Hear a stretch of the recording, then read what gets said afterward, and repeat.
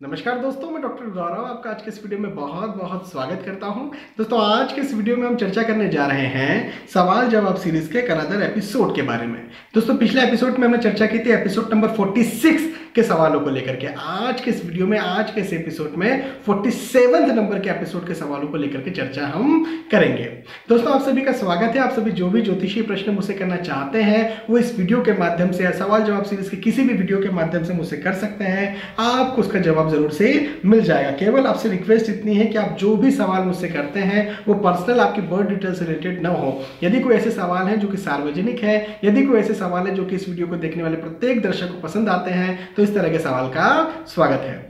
चलिए दोस्तों, आज का पहला प्रश्न जो है वो ले लेते हैं। और रवि जी मुझसे कहते हैं कि नमस्कार सर। नमस्कार रवि जी, मैं आपके सारे एपिसोड्स को बहुत ही ध्यान से देखता हूं और इनके द्वारा मेरे ऑलमोस्ट सारे डाउट्स दूर हो गए हैं कुंडली से रिलेटेड।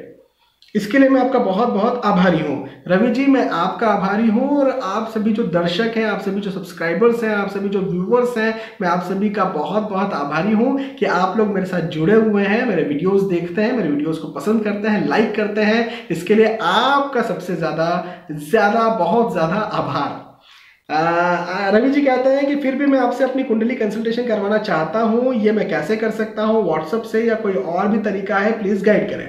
रवि जी, मैं अपने हर वीडियोस में अपना नंबर देता हूं, वो मेरा व्हाट्सएप नंबर होता है। आप उसमें व्हाट्सएप कभी भी कर सकते हैं। आपको उसका रिप्लाई जब भी हम फ्री होते हैं तो उसका रिप्लाई आपको हम करेंगे। आप उसमें कहिए कि आपको मुझसे बात करना है, डॉक्टर गौरव गीते से बात करना है। आपकी बात या आपका कॉल जो है वो मेरे साथ अरेंज करवा दिया जाएगा। एक आपको अपॉइंटमेंट टाइम दे देंगे और उस समय आप और मैं कंसल्टेशन कर सकते हैं प्रोसीजर के थ्रू। आपको इसमें प्रोसीजर भी बता देंगे कि कैसे क्या होगा।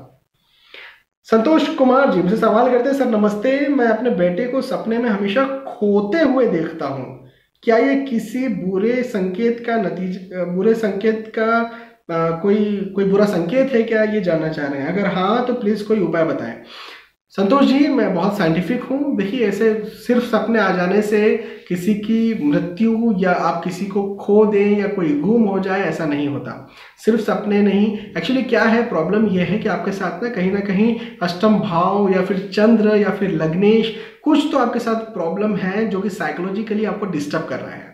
तो आपका यहाँ पर साइकोलॉजिकली इलाज करना पड़ेगा। ऑब्वियसली वो एस्ट्रोलॉजी से हम इलाज कर सकते हैं या फिर साइकेट्रिस्ट के पास या साइकोलॉजिस्ट के पास भी आप जा सकते हैं। चूंकि मैं एक एस्ट्रोलॉजर हूँ तो मुझे आपकी कुंडली देखनी पड़ेगी। आपकी कुंडली देख करके मैं ये जरूर देख सकता हूँ, ये जरूर आपको बता सकता हूँ कि आपके साथ क्या दिक्कत बन रही है। आप किसी भी एस्ट्रोलॉजर को कुंडली बताइए, उनसे पूछिए कि ऐसा क्यों हो रहा है, क्या दिक्कत है ऐसी, वो समस्या क्या है, वो समस्या तक पहुंचेंगे। एग्जैक्टली कौन सा ग्रह आपको समस्या दे रहा है जो कि मानसिक तौर पर आपको इतना परेशान किए जा रहा है, तो वो एस्ट्रोलॉजिकली उसका इलाज 100% किया जा सकता है। वो कुछ उपाय आपको दे देंगे। कोई भी एस्ट्रोलॉजर उपाय दे सकता है, कोई भी अच्छा एस्ट्रोलॉजर। तो आपको अपनी कुंडली दिखानी चाहिए और ये बताना चाहिए, अपनी व्यथा बतानी चाहिए उस समय जब आप कुंडली दिखा रहे हैं, और फिर उसके जो उपाय आपको दिए जाएंगे वो उपाय आपको करने चाहिए। बिल्कुल चिंता मत कीजिए, केवल सपने आने से आप किसी अपने को खो नहीं देते। अनीशा जी मुझसे कहती हैं, सर गुरु का असली रत्न पुखराज का रंग कैसा होना चाहिए? डार्क येलो या फिर लाइट येलो? दोनों में क्या फर्क है सर? क्या हमेशा महंगा रत्न जैसे कि पर कैरेट 10,000 रुपए का ऐसा रत्न ही असली होता है क्या? प्लीज बताएं। अनीशा जी, ये डिपेंड करता है कि आपका गुरु कैसा बैठा है, आपकी कुंडली में क्या किस तरह के योग बने हुए हैं। उस अनुसार फिर हम आपको या तो डार्क येलो या फिर बहुत लाइट येलो ऐसा सजेस्ट करते हैं। तो ये तो कुंडली देखना पड़ेगा। सारे ही रत्न अच्छे हो सकते हैं। लाइट येलो भी किसी के लिए अच्छा हो सकता है, किसी के लिए खराब हो सकता है। डार्क येलो किसी के लिए अच्छा हो सकता है, किसी के लिए खराब हो सकता है। ये ट्रांसपेरेंट भी होते हैं, तो ये देखना पड़ेगा आपकी कुंडली में। रही बात कि क्या महंगे रत्न ही ज्यादा असर करते हैं, तो देखिए, एक बात तो सही है कि यदि आप धातु, किसी भी तरह की धातु लेते हैं या फिर आप कोई रत्न लेते हैं, तो असली यदि आपको लेना है तो महंगा ही आएगा। ये बात तो सही है। जैसे सोना, असली सोना यदि आप लेने जा रहे हैं तो मैं फिजूल में ये नहीं कह सकता कि नहीं सस्ता भी असली सोना आपको मिल जाएगा। असली सोना लेना है तो महंगा ही थोड़ा सा आपको मिलेगा। तो रत्नों का भी ऐसा ही है, असली रत्न लेना है तो अनफॉर्चुनेटली महंगा ही आपको मिलेगा। लेकिन आपको ये देखना चाहिए कि आपका बजट कितना है। अपना जितना बजट हो उसी अनुसार आपको खर्च करना चाहिए। आजकल लेबोरेटरीज में भी कुछ रत्न बनते हैं, हालांकि मैं उन्हें सच्चे रत्न नहीं कह रहा हूँ, लेकिन फिर भी हमारा बजट नहीं है, हम ज़्यादा महंगा खर्च नहीं कर सकते, तो कम से कम फिर उतना खर्च करें, कम से कम ऐसा करें कि भाई हमारे बजट से भी इंसाफ हो जाए और हम वो रत्न भी धारण कर लें।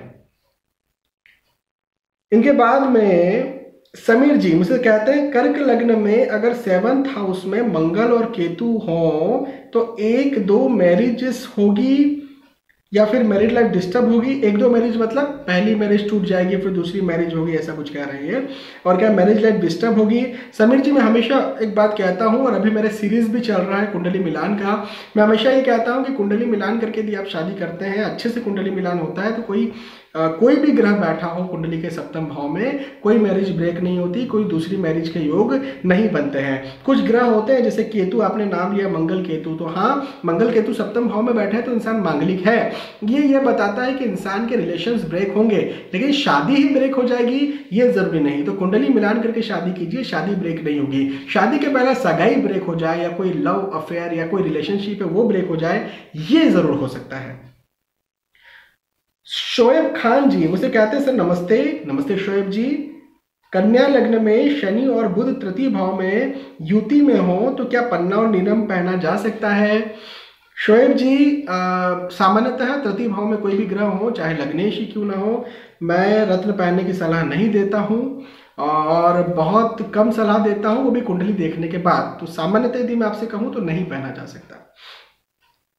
नरेंद्र जी मुझसे सवाल करते हैं, सर इन धनु लग्न इन 4th हाउस चंद्र केतु युति, इन 10th हाउस सूर्य राहु युति, इन 11th हाउस मंगल बुध शुक्र युति, Shani 9th and Guru in 8th, sir can any home purchase yog in this and how it will be big और स्मॉल? ओके नरेंद्र जी ने अपनी लग्न कुंडली की स्थिति मुझे बताई कि इस घर में ये ग्रह है, इस घर में ये ग्रह है, और वो मुझसे पूछ रहे हैं कि कोई कुंडली माफी चाहूंगा, कोई घर हाउस परचेस करने के योग दिख रहे हैं क्या? नरेंद्र जी योग ऐसे नहीं दिखते हैं। अब ये जो आपने मुझे लग्न कुंडली का पूरा सिस्टम बताया कि ऐसे ऐसे ग्रह बैठे हैं, तो बचपन से बैठे हुए थे, तो बचपन से कहाँ आपने घर खरीदा है ना?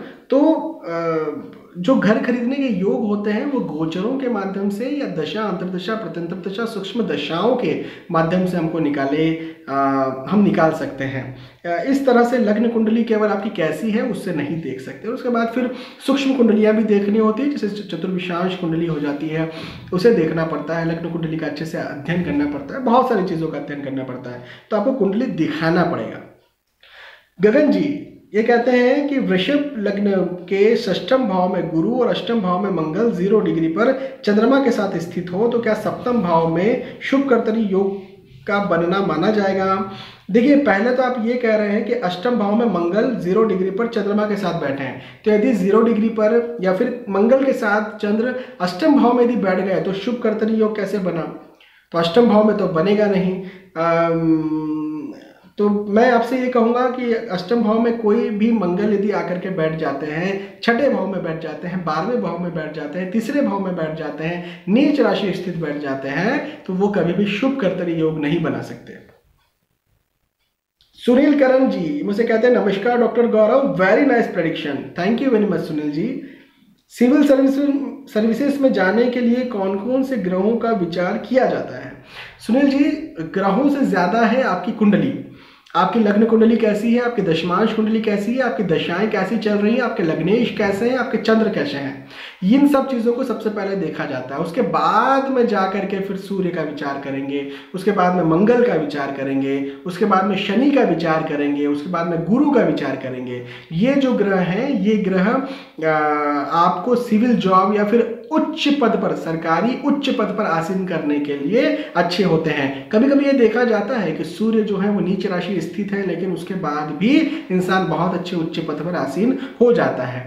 तो सिर्फ सूर्य मंगल गुरु या शनि का ही आपको यहाँ पर युति नहीं देखना है या फिर यहाँ पर प्लेसमेंट नहीं देखना है, और दशमांश कुंडली को भी देखना बहुत जरूरी हो जाता है। लेकिन सामान्य तौर पर क्या देखा जाता है वो मैंने आपको बता दिया।